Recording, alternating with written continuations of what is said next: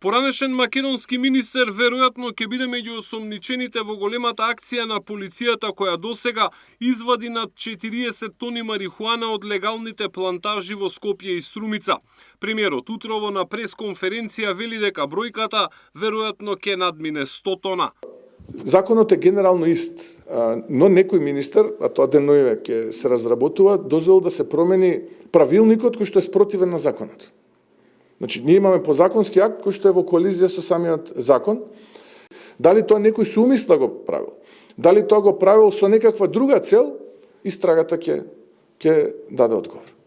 Мицкоски најави дека во вторник владата ќе донесе одлука по која полицијата ќе влезе во секоја фирма која има лиценца за производство на канабис.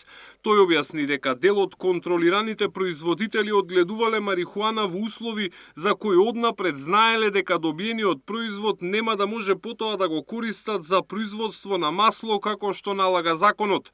Тоа, како што рече, отвора сомнеж дека со умисла се произведувала марихуана спротивно на законот, а потоа на инвентивни начини се вадела од магацините.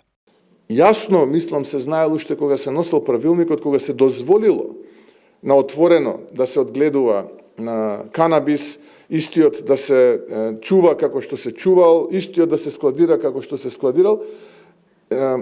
Почетникот во овој бизнис, барем од тоа што успеав изминативе денови да го научам, почетникот знае дека така таа работа не бива. Не може да се добие производ со кој што ќе се задоволат GMP нормите и стандардите за извоз на улје кој што потоа ќе се користи во медицински цели.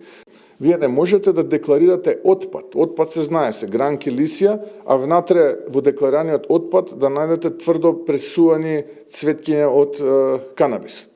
Мицкоски рече дека до овој момент нема докази дека запленетата марихуана во Србија потекнува од Македонија. Македонското обвинителство за организиран криминал не споделува информации додека трае истрагата. Александар Спасовски, Сител телевизија.